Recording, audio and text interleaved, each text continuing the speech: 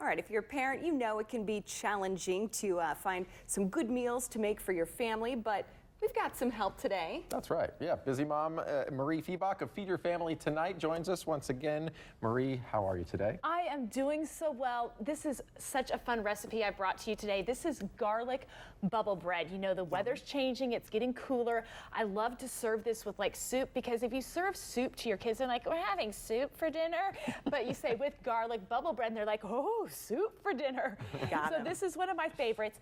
I am making it today with rolls that are actually frozen from a bag, but I also have my homemade bread dough recipe on the website, because that's what I usually do, but you can do it with both. Okay, so that's these. You buy them in like the freezer aisle? You buy them in the freezer aisle and kind of buy like the frozen garlic bread. These I have let set out on the counter for about an hour, hour and a half, and they get kind of soft, and you want to just cut them each in half.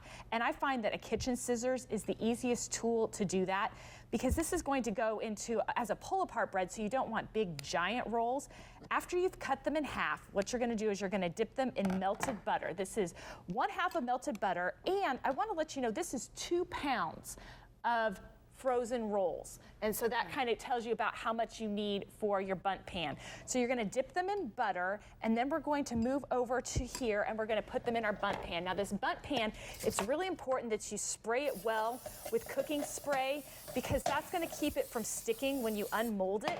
There is lots of butter and all of that, but after you've dipped them all in butter, you're going to layer them in the bottom.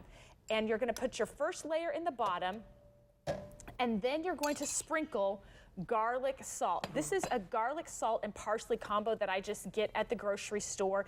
Plain old garlic salt works great. Sprinkle 2 teaspoons on, then put the other half of the rolls on top, sprinkle it, and if there's any butter left in your bowl, pour it all the way over the top and let it rise. If you're using the yeasted frozen rolls for about 2 more hours, you bake at 350 for 40 minutes, about until it's all golden brown and your house smells like garlic bread. Yes. And what you end up with is this, and it's a pull-apart bread. Do you want to try and pull apart a piece there, love Krista? to. And it pops out so nicely, since you, like you talked about with the whole, when you grease it like that. Oh yeah. You want to pull one, Shane? Yeah, I'll take one from over here. And it really has made the studio smell like a pizzeria kind of deal here, and I could definitely see that being a welcome addition to your late night meal or your dinner tonight, along with some soup. So Just Marie, dip it in there. Yeah, and Marie, this is kind of another version too of like a Christmas treat as well. Right, it's kind of like a traditional monkey bread, but instead of going with cinnamon and sugar, we're going with butter and garlic salt. And so it kind of just twists it up. This is one of my favorite things to take when I take dinner to a family or a friend who maybe's had a baby or something. I take it along with a soup or a chicken Caesar salad, and it just kind of is special and festive without being difficult at all. The full recipe's up on my website at feedyourfamilytonight.com, as well as my food processor bread dough. The ones you are eating is from my homemade bread dough, and it's a simple bread dough that you can make in your food processor, so there's no kneading, which is really kind of fun. Wow. And if you have questions about it, you can always visit me at the Feed Your Family Tonight Facebook group at facebook.com/feedyourfamilytonight. I'm always there to answer your questions, and I want to hear your suggestions too.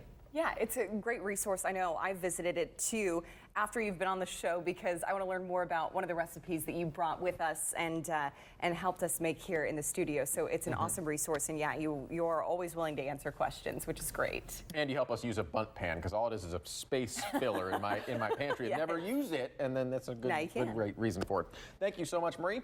Go check out feedyourfamilytonight.com. So much more going on there, Marie. Thank you. Oh, thank you. Pleasure's mine. All right, we're back after this. Stay with us.